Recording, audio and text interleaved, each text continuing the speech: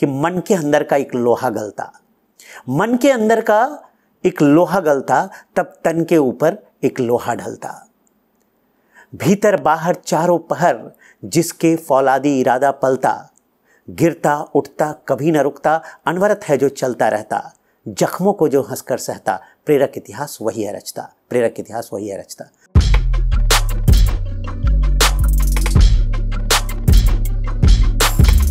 नमस्कार, सोशल मिररमध्ये आपल्या सगळ्यांचं स्वागत। सोशल मिरर हा एक आरसा आहे जो आपल्याला समाजातल्या चांगलेपणाचं प्रतिबिंब दाखवतो आणि एक कुठले तरी आशेचे किरणही दाखवतो की जे आपल्या जगण्यामध्ये काही मूल्य निर्माण करतात। आज अशाच एका प्रकाश किरणाला आपल्याला भेटायचंय। खरं म्हणजे किरण म्हणणं थोडंसं छोटं ठरेल, ती एक पेटती धगधगती मशाल आहे। भेटूया PCMCचे commissioner of police Krishna Prakash यांना। जय हिंद। जय हिंद। नमस्कार सर। नमस्कार। सोशल मिररच्या या मुलाखतीच्या सत्रांमध्ये तुमचं खूप खूप स्वागत आणि प्रथम खूप अभिनंदन। तुम्हाला जो आयर्न मॅन किताब हा जो मिळाला तर त्याचं रेकॉर्ड वर्ल्ड बुक ऑफ रेकॉर्ड्समध्ये नोंदवलं गेलं आणि फर्स्ट इंडियन गव्हर्नमेंट ऑफिसर म्हणून। सर, पहिला प्रश्न मला त्याबद्दल विचारायला आवडेल की म्हणजे हा तुमचा प्रयत्न होता का, कसं झाला हा प्रवास, सगळा कसा घडून आला? मी पूर्वी धावत होतो, पोहत होतो किंवा सायकलिंग पण करत होतो, पण ॲज अ स्पोर्ट्स कधी केलेले नाही। जस्ट फॉर आवश्यकता जिसको कह सकते हैं, जस्ट फॉर नीड, काही सायकल करून मला स्कूल किंवा कॉलेज, शाळे किंवा कॉलेजला जावं लागत होते, किंवा धावायचो for fun, swimming for fun, की माझ्याकडे काही स्विमिंग पूल नव्हता। मी जिथे होतो वास्तव्यास हजारीबागमध्ये, तर तिथे कनेरी लेक म्हणून आहे, ते कनेरी लेकमध्ये जायचो, तिथे स्विमिंग करायचो। झुमरी तिलैया डॅम आहे, छळवा डॅम आहे, धुर्वा डॅम आहे, तर या डॅम्समध्ये जाऊन स्विमिंग करायचो just for fun sake, not for sports. आणि इथे मुंबईला जेव्हा माझी पोस्टिंग झाली 2012 साली, तर 2013चं जे आत्ताचे टाटा मुंबई मॅरेथॉन आहे आणि त्या काळाचे तो हे होता स्टँडर्ड चार्टर्ड मुंबई मॅरेथॉन। तर त्या स्टँडर्ड चार्टर्ड मुंबई मॅरेथॉनची सिक्युरिटी व्यवस्था करताना मला वाटले की मला पण धावला पाहिजे। आणि 2 दिवसापूर्वीच जे इव्हेंटचे 2 दिवसापूर्वीच मी रजिस्ट्रेशन करून घेतले, परमिशन घेतल्यानंतर, आणि त्यामध्ये धावलो आणि सक्सेसफुली धावून, कारण मला ह्या कंडिशन देण्यात आलेले होते की तुम्ही धावू शकतात, परमिशन या शर्तवर मिळाला होता की तुम्ही धावू शकतात, पण धावण्याच्या पूर्वी संपूर्ण बंदोबस्त व्यवस्था लावायची, करायची आणि त्यांना ब्रीफ करायचा सर्वांना, आणि नंतर ते धावन संपल्यानंतर आम्हाला तिथे उपस्थित व्हायचं बंदोबस्तासाठी। तर ही संपूर्ण प्रक्रिया मी पूर्ण करून तिथे उपस्थित झालो आणि त्यानंतर मी सतत 2013 पासून 16पर्यंत धावत राहिलो। पण 16मध्ये माझे काही असा प्रकारचा इव्हेंट झाला की त्या काळात जे रिटायर झाले होते पण त्याने बुक लिहिले होते, त्यांचं नाव होतं के विजय कुमार। ते फेमस आहे, त्याने ऑपरेशन कोकूनमध्ये वीरप्पनला इन्काउंटर केले होते आणि त्यापूर्वीचे जेवढे लोकांनी प्रयत्न केले होते ते सर्व फेल झाले होते। वीरप्पनने त्यांना मारून टाकला होता किंवा SITला विध्वंस करून टाकला होता, कारण तो खूप चनाक, खूप सतर्क आणि खूप चुस्त दुरुस्त होता। तर त्यांना इन्काउंटर करण्यासाठी, कारण 3 राज्यामध्ये त्याच्या जंगलात तो दहशतचं वातावरण निर्माण केलेलं होतं 3 दशकापर्यंत, तर त्यांच्यासाठी ते के विजय कुमारला बोलवण्यात आले होते। त्याच पुस्तकाचं जे रिलीज होता, प्रकाशन सोहळा होता, तो मुंबई येथे CCI क्लबमध्ये होता आणि त्यामध्ये मी पण होतो। जेव्हा के विजय कुमार साहेबांनी हे डिक्लेअर केला की वीरप्पनला मारण्यामध्ये लोक यामुळे अयशस्वी होत होते की तो अत्यंत स्वस्थ, अत्यंत चुस्त दुरुस्त होता आणि त्यासाठी एक चुस्त दुरुस्त माणूस असणे, पोलीस अधिकारी होणे अत्यंत गरजेचे होते। ते स्वतः खूप चुस्त दुरुस्त आहे, आता पण रिटायरमेंटचे एवढा वर्ष नंतर पण त्यांचे तुम्ही पर्सनॅलिटी बघाल तर तुम्हाला लक्षात येईल की के विजय कुमार जे आता काश्मीरचे सिक्युरिटी ॲडवायझर आहे, त्यांच्या तुम्ही ध्येय असती आणि जे त्यांचं कार्य करण्याची पद्धत आहे ते तुम्हाला खूप आवडेल. तर त्यांचा आदर्श घेऊन की जेव्हा वीरप्पन वारला तेव्हा तो 52 वर्षाचा होता, पण त्यांचे आंतरिक शारीरिक अवयव एक 25 वर्षाच्या युवकासारखा होता. तर अशा लोकांना जर धडा शिकवायचा असेल तर के विजय कुमारसारखा बनावा लागेल. आणि त्यामुळे मी त्याच नंतरच हा डिसिजन घेतले की मला आयरनमॅन व्हायचा आणि त्यासाठी रजिस्ट्रेशन केले. आणि एक 3-3.5 महिन्याचे नंतर आम्ही बरोबर तसा प्रकारचे सायकलिंग शिकलो, स्विमिंग शिकलो. स्विमिंग मला फ्री स्टाईल तेवढी येत नव्हती, ते सर्व शिकलो आणि पार्टिसिपेट केले. आणि प्रथम अटेम्प्टमध्ये मी हे सर्व पल्ले पार पाडले विशी फ्रान्स येथे. आणि ते मला माहीत नव्हतं की हे काही विक्रम आहे. हे विक्रमची गोष्ट मला नंतर कळाली जेव्हा लोकांनी मला अभिनंदनाचे वर्षाव केले. वेगवेगळे मॅगझिन्स यामध्ये ते यायला लागले आणि मला कळाला की मी प्रथम गव्हर्मेंट सर्वंट आहे, including defence and including paramilitary forces. तर ह्या खूप मोठी गोष्ट होती आणि त्याची दखल आता वर्ल्ड बुक ऑफ रेकॉर्डने घेतली आणि त्याची नोंद करून घेतली. आणि ते सांगत होते की एक मोठा कार्यक्रम करू, पण मी त्यांना सांगितले की आता कोरोनाचा काल आहे, मोठा कार्यक्रम करण्याची गरज नाही. तर त्यासाठी ते इथे येऊन माझा सन्मान करून गेले. पण पुढचे जे अचीवमेंट्स आहेत त्यासाठी ते मोठा कार्यक्रम करणार आहेत असं त्याने मांडलेलं आहे. ह्या ज्या अल्ट्रामॅनमध्ये तुम्ही भाग घेतला होता किंवा 1500 किलोमीटर सायकलिंगमध्येही घेतला होता. मी असं ऐकलंय की या ज्या स्पर्धा आहेत या काही फक्त शारीरिक ताकदीवर खेळल्या जात नाहीत, त्याला प्रचंड कन्व्हिक्शन किंवा मनाची ताकद ही जास्त महत्त्वाची आहे. त्याबद्दल तुम्ही काय सांगाल, तुमचा अनुभव या सगळ्या? एकदम बरोबर आहे, एकदम अगदी बरोबर आहे. कारण माझ्याकडे तर तेवढा वेळ नव्हता की मी खूप प्रॅक्टिस करण्यासाठी वेळ नव्हता सरावासाठी. तर मी काय केले, जे काही केले स्मार्ट प्रॅक्टिस केले. पण तिथे मला पूर्ण कॉन्फिडन्स होता की आम्ही करणारच. ठीक आहे, ठान ली तो ठान ली, परवाह नहीं तूफान की. हा अंदाज होता माझा की उरूज और जवाल है, फैसला कमाल है, फासला कोई भी हो, हौसला मिसाल है. तर हौसला माझे मनात होते की आम्ही करून दाखवणार. आता एकदा तय केली, आता निर्णय घेतला तर आता हे पूर्ण करणारच. आणि त्यामुळे आमच्याकडे काही रिसोर्सेस कमी होती. आम्ही सायकल दुसऱ्याकडून उसाने घेऊन गेलो होतो. त्यामुळे तिथे त्याचा ब्रेक फेल झाला, ॲक्सिडेंट झाला. माझं उजव्या जे अंगठा आहे ते फ्रॅक्चर झाला. डाव्या सीन बोनमध्ये ते एक जे हे असतो फेन्सिंग असतो त्याचं लाकूड घुसरली, कारचा धक्का लागला. तरी पण मी ते पूर्ण केले. ते 40-50 किलोमीटर जे शिल्लक राहिलेले सायकलिंग त्या जे माझी सायकल एकदम वाईट अवस्थेत होती तरी पण पूर्ण केले. आणि दुसऱ्या दिवशी तसा अवस्थेत मी 84.5 किलोमीटरचे जे रनिंग आहे ते पूर्ण केले. तर हे जे आहे मनाचे स्ट्रॉंग असणे अत्यंत क्रमप्राप्त आहे. आता जे 1500 किलोमीटरची सायकलिंग ते वाळवंटात 900 किलोमीटर आणि हिल्समध्ये ते आहे ते 300 किलोमीटर, ज्यामध्ये gradual ascent double than Everest आहे. Gradual, not direct ascent, double than Everest आहे. मतलब 58,000 फीटची ॲसेंट आहे ग्रॅज्युअल. ते रॉकी माउंटेन्समध्ये कोलोरॅडो हिल्समध्ये, कोलोरॅडो स्टेटमध्ये. तर जेव्हा मी हे सर्व करत होतो, दुसऱ्याच दिवशी माझे अंतर्गत भरपूर इजा झालेली होती.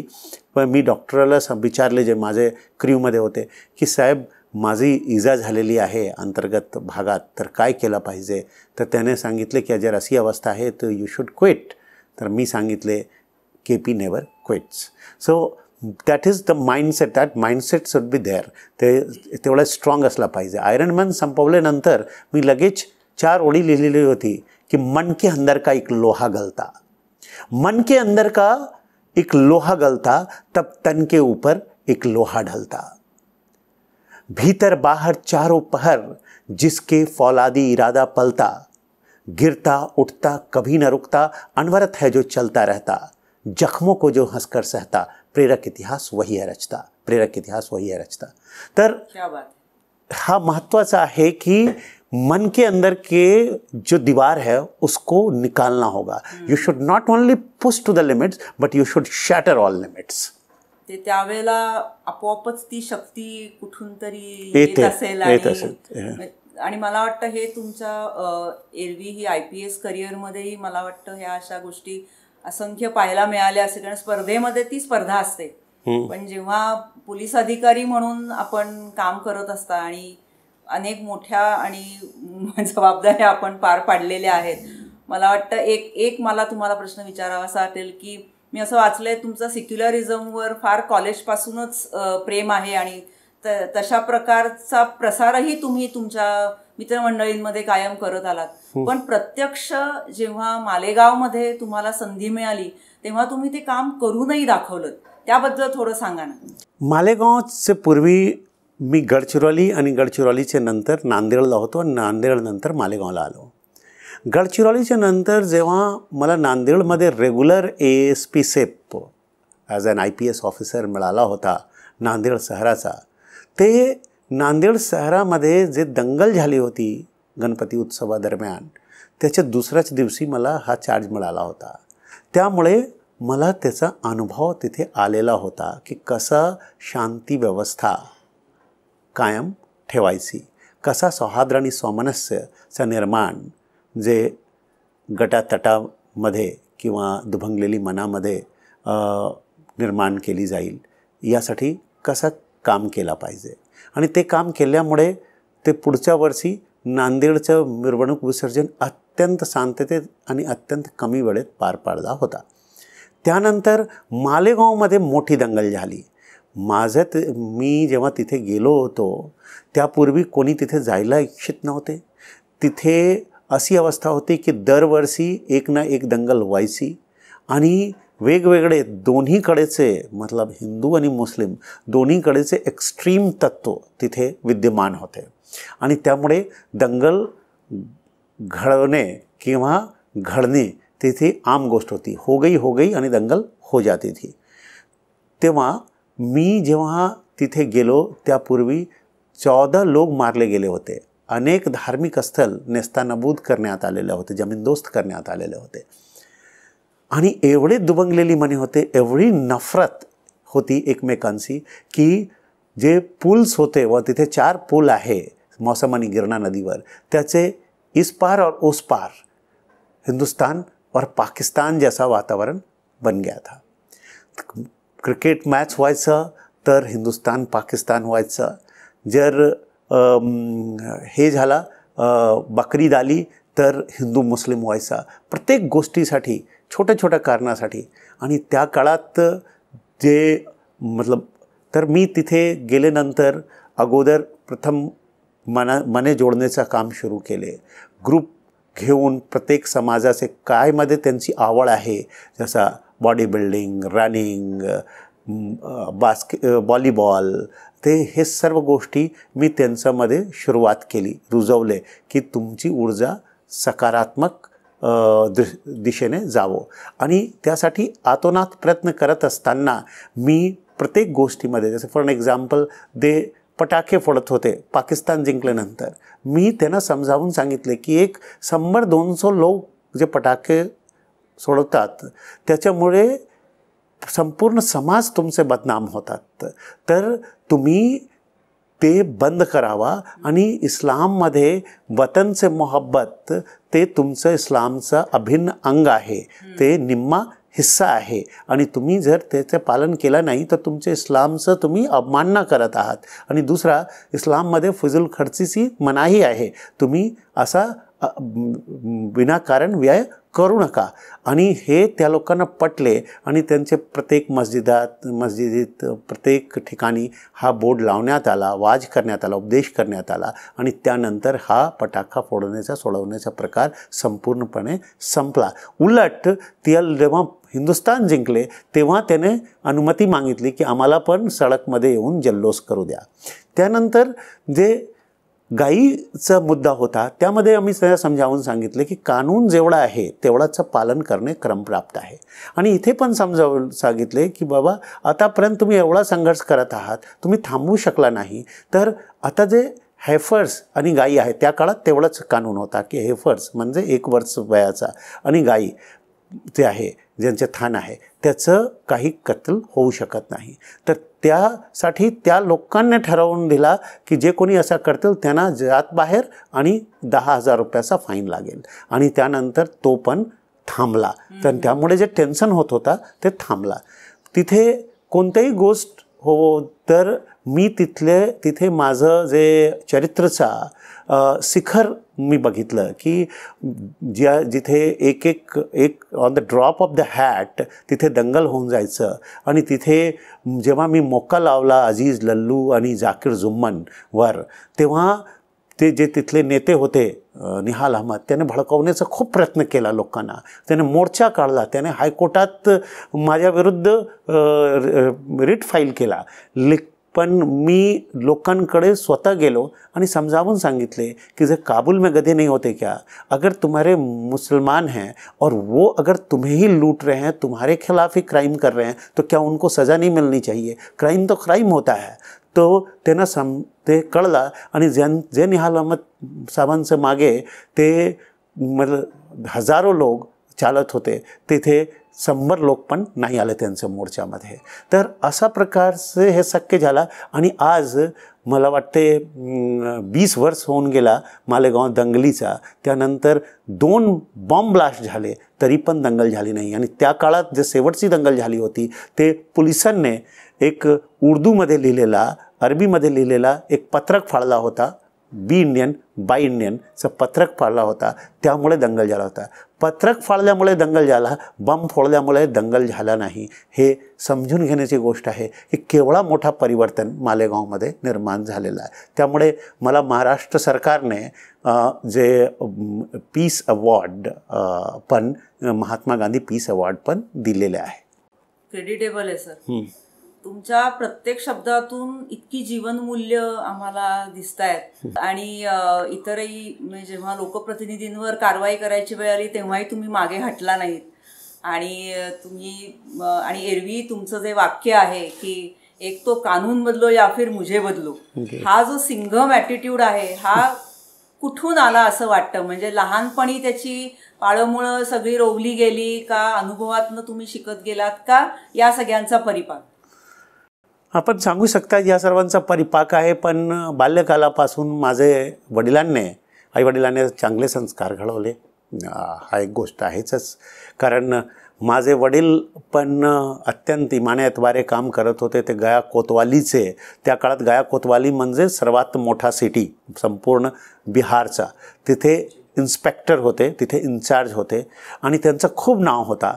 पण तिथला जे SP आला त्यांना सांगितले की जर तुम्ही काही बाकीची गोष्टी करत नाही तर तुम्ही साईडला जावा, गया टेकारीला जावा, ते गया सिटी कोतवालीमध्ये राहण्याची गरज नाही तुम्हाला. तर त्याने लिहून दिला, ठीक आहे तुम्ही तिथे पाठवाल तिथे मी जाईन. आणि त्यांना तिथे पाठवण्यात आला. पण लोकांमध्ये एवढा क्षोभ निर्माण झाला, एवढा रोष निर्माण झाला की त्या लोकांनी आंदोलन करून त्यांची बदली करून टाकली त्या SPची. आणि त्याचा परिणाम झाला की आणि त्यांचे जेव्हा जात असताना त्यांचे गाडीसमोर काले माठ फोडण्यात आले. त्यामुळे तो खूप रागावला, रडला आणि जाऊन त्या काळाचे DIGला भेटला.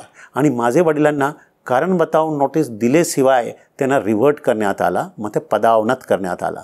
माझे वडील 7 वर्ष त्यानंतर शेती केले, जॉईन नाही केले, कारण त्यांना ते मान्य नव्हता. ते टॉपर होते, त्यांचं बॅचचे PSI त्या टॉपर होते, त्यामुळे ते सर्वात अगोदर PI बनले होते. तर ते परत गेले गावी, शेती केले, आम्ही गावीत राहिलो. मग त्याच काळात माझा जन्म झालेला होता. माझी आई पोटाशी होती आणि त्यानंतरच माझा जन्म झाला होता.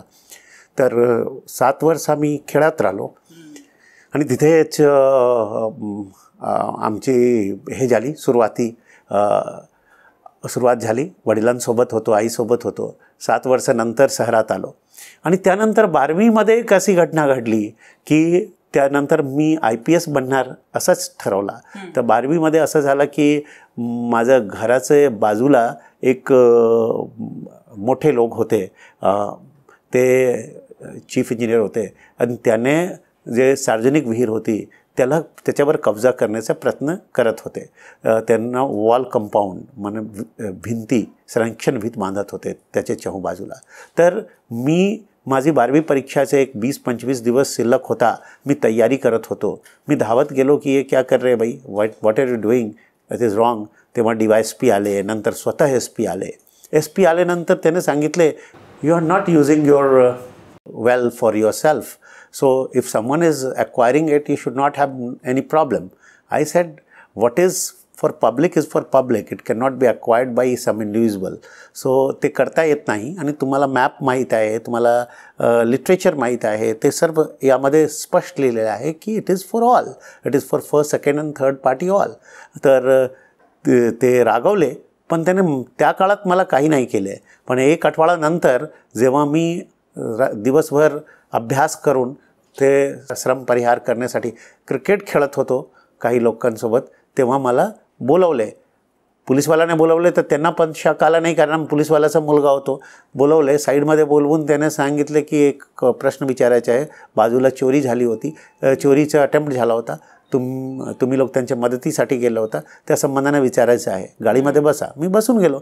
त्यानंतर मला धमकवायला सुरू केले. नंतर मला खाली बसवले, नंतर लॉकअपमध्ये बसवले, रात्रभर जे टॉर्चर केले आणि 3 वाजता परत सोडून दिला, जेव्हा त्यांना वाटला की ह्याचं काही चुकीचं केलेले नाही आणि सांगणार पण नाही, जे रेकॉर्डिंग करायला इच्छित होते. तेव्हा माझे वडील दुसऱ्या दिवशी आले.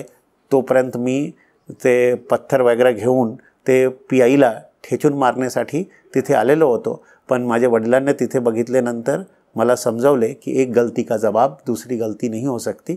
Better you should correct the things, not you should commit another wrong. आणि ते मला घेऊन गेले, ते गावी घेऊन गेले. गावामध्ये मला शेतीसाठी पुन्हा 1 वर्ष लावले. माझी आईसोबत, माझी आई गावी शेती करत असे, तर तिथे मला लावले. आणि 1 वर्षानंतर मी फार कमी मार्काने 12वी पास झालो, कारण काही तयारी केली नाही. सरळ येऊन 1 इयर ड्रॉप होता, गॅप इयर होता, एक्झाम दिले. मी 12वीचे माझा रिझल्ट चांगला आला नाही. त्यानंतर मी वडिलांचे सांगितले की मी एक गलती का जवाब दूसरे सही से देना चाहता हूँ. I want to become an IPS officer and I will try not to allow any wrong against any innocent and will not leave any criminal at large. So that is what my धोरण is, आणि तो धोरण आतापर्यंत कायम आहे. Sir, हा सगळा प्रवास अत्यंत थक्क करणारा आहे. म्हणजे आम्ही सिनेमामध्ये अशा सगळ्या ज्या व्यक्तिमत्व बघितली आहे ते प्रत्यक्ष आज बघण्याचा योग येतोय. सर्व प्रेक्षकांनी अगदी आवर्जून ही मुलाखत पाहावी आणि आपल्यामध्ये फॉरवर्ड करावी, कारण यातून जे काही प्रेरणा सगळ्या तरुणांना आणि आपल्याला मिळणार आहे ती काही औरच आहे. म्हणजे हे सगळं शब्दातीत आहे. एक अजून छोटासा प्रश्न विचारायचा आहे की तुमच्या अशाच एका मुलाखतीत मी ऐकलं की तुम्ही शाळेमध्ये असताना रक्षाबंधनासाठी सुट्टी मिळावी म्हणून प्रयत्न केला होता. म्हणजे तुम्ही आयर्न मॅन आहातच, अल्ट्रामॅन आहात. एक अनुभव असा आहे की जे तुमच्या बरोबर काम करतात, तुमचे सहकारी आहेत, त्यांच्यासाठी तुम्ही एक फॅमिली मॅन आहात.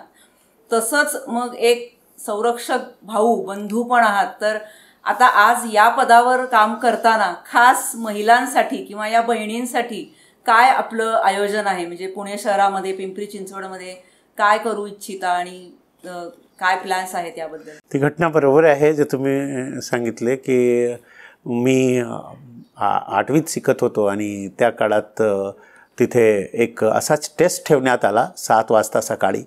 आपल्याला तेवढा लवकर स्नान ध्यान करून ते रक्षाबंधनचे बहिणीने राखी बांधलेली नव्हती, त्यामुळे आपण मतलब ते बुकलेली राहिली आणि आम्ही इथे येऊन ते टेस्ट द्यायसाठी आलो. तेव्हा आम्ही सर्वांची मानसिकता तयार केली आणि सर्वांच्याकडून सिग्नेचर घेतले आणि एक लेटर तैयार केले कि आज हमें अपनी बहनों की परीक्षाओं में उत्तीर्ण होना है, ना कि इन हरी गरी परीक्षाओं में. हमारी बहनें अपने घरों में भूखी हैं, हमें रक्षा सूत्र बांधने के लिए और रक्षाबंधन की राखी बांधने के लिए, और आप यहाँ पर एक ऐसी परीक्षा ले रहे हैं जिसका कि कोई मतलब नहीं है, जो उस प्रेमाइसिस के बारे में था, वहाँ के परिसर के बारे में था कि कहाँ कौन सी चीज़ है, क्या है उस स्कूल में। स्कूल बहुत बड़ा था, विशाल था।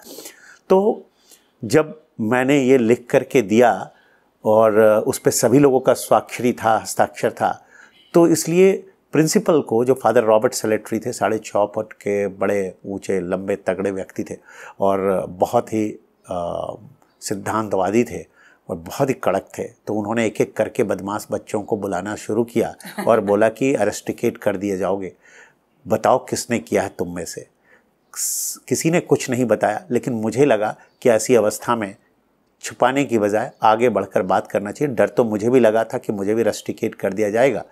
तेव्हा मी पुढे गेलो आणि सांगितले, सर हा जे सर्व आहे प्रपंच मीच केलेला आहे, कारण मलाच वाटला की हा चुकीचा आहे धोरण, तर ते सुट्टी अगोदर तुम्ही घोषित केली होती आणि ते सुट्टी कॅन्सल करून हे परीक्षा बोलविण्यात आल्या आणि तो पण सकाळी 7 वाजता। हे अत्यंत चुकीचा धोरण होता। कमीत कमी 12 वाजता बोलविण्यात आले असते तर आपण तोपर्यंत सर्व करून आलेले असतो। तर उनको ये बात पटी और उन्होंने मुझ पर गुस्सा करने की बजाय, रस्टिकेट करने की बजाय, उन्होंने मेरे पीठ पे एक थाप मारी और कहा, मैं तुम्हारी शठ्ठता पर बहुत खुश हुआ। सर, मग आत्ता पुढचा प्रश्न माझा की आता या भगिनींसाठी काय प्लॅन्स आहेत तुमच्या मनामध्ये, की आजही तसं म्हणलं तर मुली सुरक्षित नाही आहेत आणि असंख्य प्रयत्न चालू आहेत, तर कोणत्याही गोष्टी जर परिवर्तित करायचं असेल, त्यामध्ये परिवर्तन आणायचं असेल तर 4 स्तरावर परिवर्तन होतो।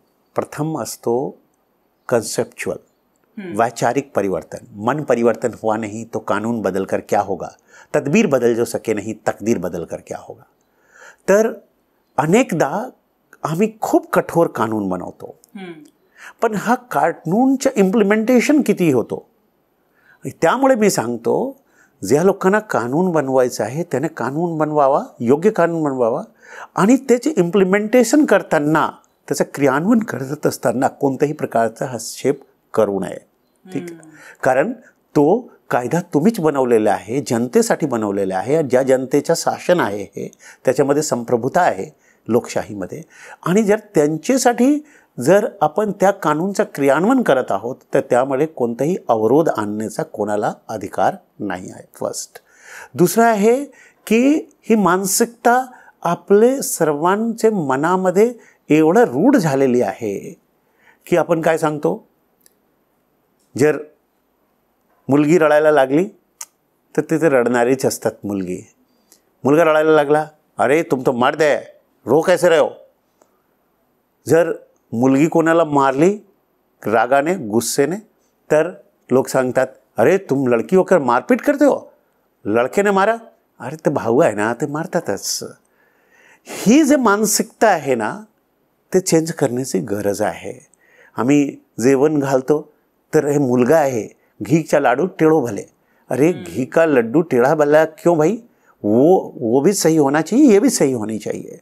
सो ये मानसिकता है, ये मानसिकता है कि हम बोलते हैं खूब लड़ी मर्दानी वह तो झांसी वाली रानी थी।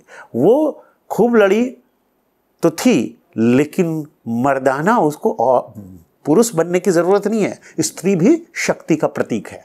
तो मेरा ये कहना है कि हमारी मानसिकता में परिवर्तन की ज़रूरत है। उसकी मानसिकता पहला, हम कभी कभी मुझे ऐसा लगता है कि जो पुरुषवादी मानसिकता से ग्रस्त नहीं है वो स्त्रियों के ज़्यादा नज़दीक हैं बनिस्बत कि वो स्त्रियां जो पुरुषवादी मानसिकता से ग्रस्त हैं।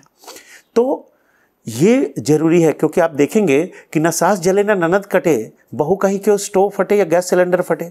इसका अर्थ है कि वही बहू जब घर में रहती है तो वो सास या ननद होती है, जब वो दूसरे के यहाँ शादी होती है तो बहू बन जाती है, सून बन जाती है, और उसका ही स्टोव फटता है। स्टोव बेचारा कभी नहीं फटता, सिलेंडर कभी नहीं फटता। वो तो गवाह होता अगर उसको बोलना आता, लेकिन उसको हम आरोपी के कटघरे में खड़े कर देते क्योंकि उसका उपयोग हम करते हैं एक स्त्री को मारने में, और सास और ननद इसमें सहभागी हो जाते हैं। तो इस मानसिकता को दूर करना ज़रूरी है। इस गलत मानसिकता को और सही मानसिकता को लाना जरुरी आहे. पुरुष कुछ भी किया चालतात बोलते, ते पुरुष आहे ना ते चालतात.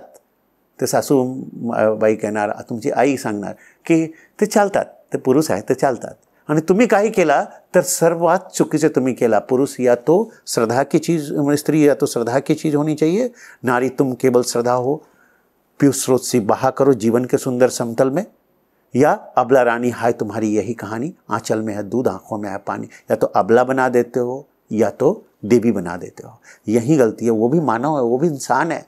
एंड मिस्टेक्स उससे भी हो सकते हैं और उसमें भी खूबियाँ हो सकती हैं, उसमें भी शक्तियाँ हो सकती है. ये समझने की ज़रूरत है. ये समाज में कमी है. पहली, इस समाज में इसको दूर करने की आवश्यकता है. दूसरा जे आहे इन्स्टिट्यूशनल स्तरावर ते आणि ऑर्गनायझेशनल स्तरावर सगळीकडे आता स्त्रियांचं सहभाग वाढत आहे, पण ते पूर्णतः सुरक्षित नाही आहे. हे एकदम खरी गोष्ट आहे. पण मी पुन्हा सांगतो की कायदा बदलल्याने नाही, कायद्याचं इम्प्लिमेंटेशन केल्याने, कंप्लेन बरोबर केल्याने, बरोबर आपण अलर्ट केल्याने लोकांवर कारवाई होऊ शकतो आणि आमचा समाज सुरक्षित वाटू शकतात. किंवा अनायनिमिटी जे असतो ना, की मला कोणी ओळखणारच नाही त्यामुळे लोक क्राईम करतात. जेव्हा त्यांना हे कळतात की मी ओळखले जाणार, मी पकडले जाणार, मी धरले जाणार, तेव्हा ते क्राईम करत नाही. तर हे महत्त्वाचं आहे. ही पण एक इन्स्टिट्यूशनलायझेशन ऑफ थिंग्स आहे की आपण जेव्हा कोणी चुकीचे करतात लगेच जोरात आरडाओरडा केला पाहिजे. मोठे मोठे लोकांची जे मुलगी असतात त्यांच्या बॉटम पिंचिंग होतात, ते कोणाला सांगत नाही की अरे बेकार में माँ बाप टेंशन लेंगे, वहीं पे चिल्लाने का, वो पकड़ा जाएगा वो आदमी, उस पर कार्रवाई होगी. सो ये चीज़ें बहुत ज़रूरी हैं. तीसरी चीज़ जो है कि आज मॉडर्न सर्वेलेंस सिस्टम क्रिएट हो रहे हैं, CCTV क्रिएट्स हो रहे हैं, तो इसलिए रक्षा की कोशिशें हो रही हैं. लेकिन हमें ये कहना कि वो बहुत सशक्त हो जाएं और वो रक्षा करें अपनी खुद से, ये बिल्कुल गलत है. सशक्त होनी चाहिए, ये होनी चाहिए. हमारे समाज का वातावरण ही ऐसा होना चाहिए कि वो सुरक्षित महसूस करे. कायदा किस लिए है? इसीलिए कायदा यासाठीच आहे की लोक सुरक्षित, particularly those who are oppressed, suppressed, children, women, old age people, they should feel secure, safe. असा आहे. तर हे institutionalisation of the things is more again very important. And thirdly organisational स्तरावर चाहे NGO असो, चाहे संघटन असो वेगवेगळे, त्याने स्त्रियाला महत्त्व दिलं पाहिजे. आणि ते महत्त्व फक्त रिप्रेझेंटेशन म्हणून नाही, ते महत्त्व म्हणजे त्यांना बरोबरचा तेवढा अधिकार आहे असा म्हणून दिला पाहिजे. माझी एक कविता अशी एक हे आहे, सोच आहे की इस्लाममध्ये ते यामध्ये लोग असं सांगतात ख्रिश्चनिज्ममध्ये की जे आहे औरत को पसली से बनाया गया है हमारी, और इसलिए औरत किसी मैंने हमसे बहुत कमज़ोर चीज़ है, हमारी पसली भर तो है, ऐसा लोग कहते हैं. पर ऐसा कहा नहीं गया था. उसमें ये कहा गया था कि औरत तुम्हारी पसली की तरह है, उसको ज़्यादा खींचोगे तो वो टूट जाएगी, मतलब तुम्हारे से वो अलग हो जाएगी. ये आपको समझाने के लिए कहा गया था. औरत को कमज़ोर दिखाने के लिए नहीं कहा गया था. आप उसको कमज़ोर दिखाने की कोशिश करते हो.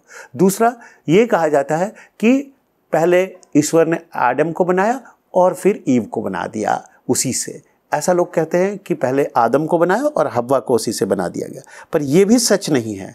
आदम और ईव जो है एक ही चीज़ से, एक ही रूह से बनाए गए हैं. तो ये जो सोच है इसको दूर करना बहुत ज़रूरी आहे.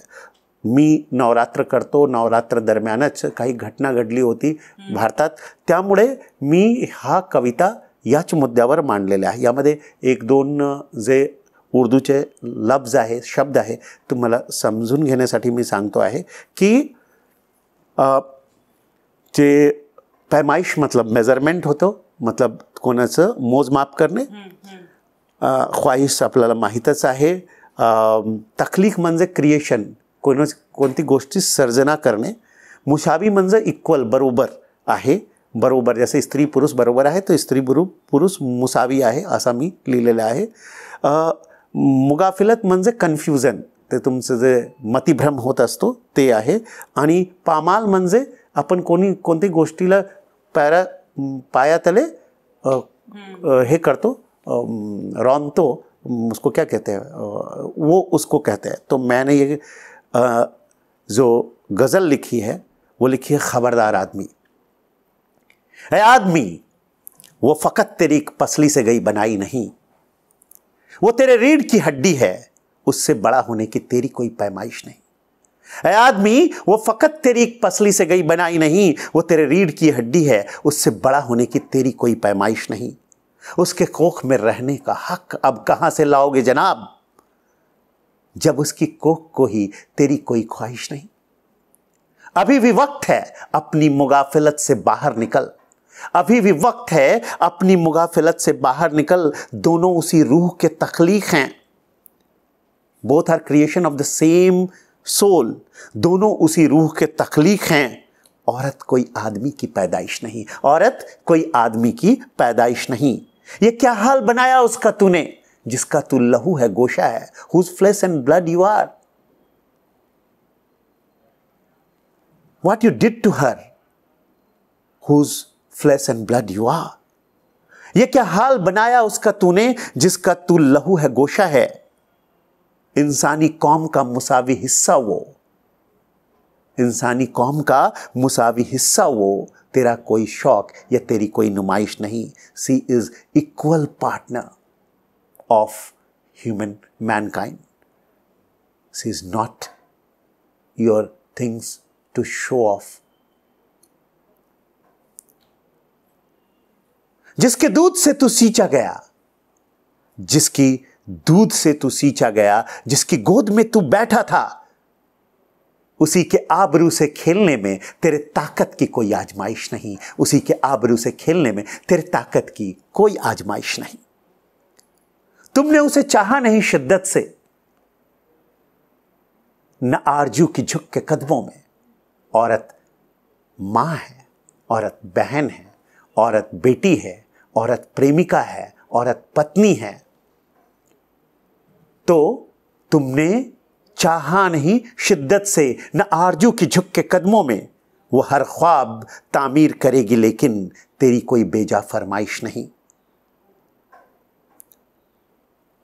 दागदार हो गए उजाले हैं, हवस से पामाल हो गई पाकीज़गी.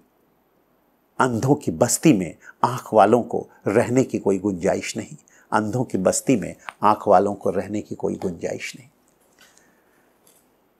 ही कविता ही जे गझल आहे ते लिहिण्याचा माझा अर्थ हे अभिप्रेत हे आहे की जे कायदे आहे आम्ही कठोरपणे राबवणार आहे. महिलांना जे आहे जर कोणी चुकीचे करत असेल तर ते माझ्याकडे यावेत.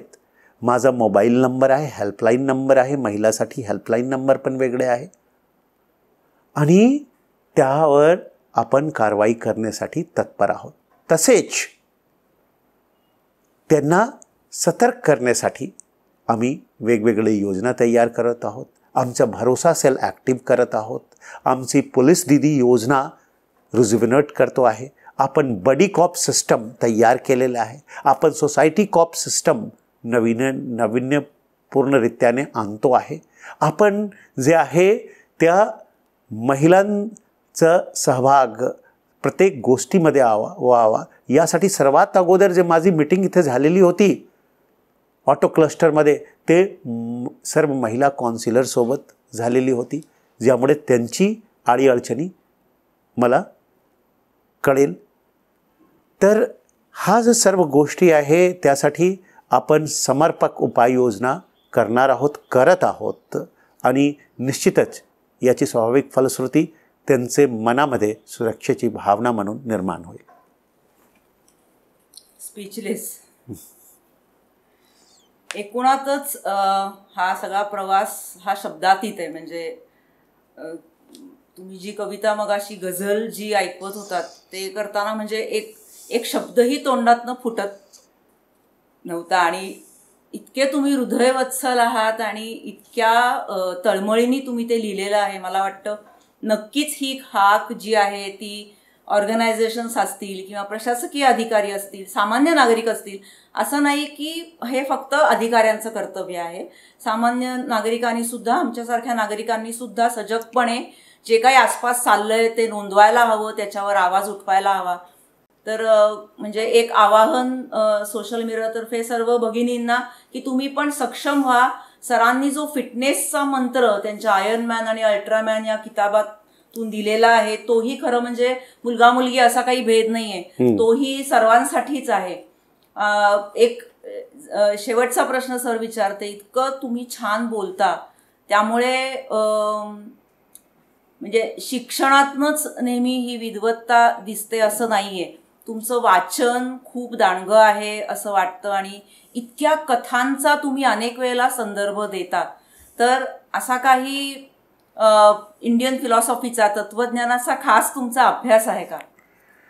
काय झालं होतं, 10वी नंतर लोक असा रिकामा बसतात, असं तिकडे तिकडे जातात. माझ्याकडे ते हजारीबाग जिथे मी राहत होतो तिथे रुक्मिणी लायब्ररी म्हणून होती. तिथले मी ते जे 3-4 महिन्याचा जे वेळ असतो त्यामध्ये सर्व पुस्तक त्याचे मतलब हे वाचन केलेले होते. मी सर्वांचं सर्व पुस्तक वाचन केलेले होते.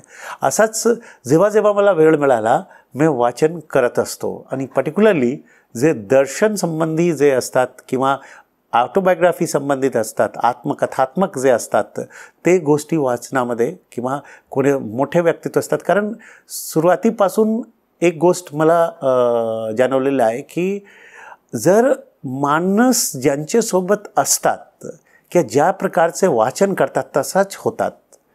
हां, मतलब जाकी रही भावना जैसी प्रभु मिलिए मूरत तिन तैसी, तुलसीदास ने सांगितलेलं आहे. हमारी भावना जैसी रहेगी ना वैसी चीज़ें मिलेगी. और भावना कहाँ से तैयार होती है? भावना जो हम पढ़ते हैं, जिनके साथ हम रहते हैं, वहाँ से भावना तैयार होती है, वहाँ से हमारे जज्बात तैयार होते हैं. तो इसलिए बेहतर है कि अगर सही लोग ना मिले तो पुस्तकों के साथ समय बिताएं. वाह, म्हणजे ही मुलाखत असं म्हणूया की एखाद्या मैफिलीसारखी झाली. कारण म्हणजे आपण काय म्हणावं, एक कवी मनाचा पोलीस अधिकारी समोर आहे असं वाटतंय. त्याचबरोबर तो समाजसुधारकही आहे आणि आपल्या स्वतःमध्ये ह्या सगळ्या फिटनेसच्या जी काही मूल्य आहे ती रुजवून आयर्नमॅन, अल्ट्रामॅन आणि आज रेकॉर्ड बुकमध्ये आपलं नाव घेऊन जाणार आहे. तर मला वाटतं अधिक काही बोलण्याची इथे गरज मला वाटत नाही. खरं ही संध्याकाळ आज आमची अगदी रमणीय झाली आणि भारावून गेलोय सर तुमच्या या सगळ्या कथा ऐकून. तर इथेच आपण थांबूयात आणि पुढेही असंच अनेक मुलाखतींसाठी भेटू. सर तुमचे खरंच खूप मनापासून आभार. तुम्ही इतका छान वेळ आम्हाला या मुलाखतीला दिलात. जय हिंद सर. जय हिंद.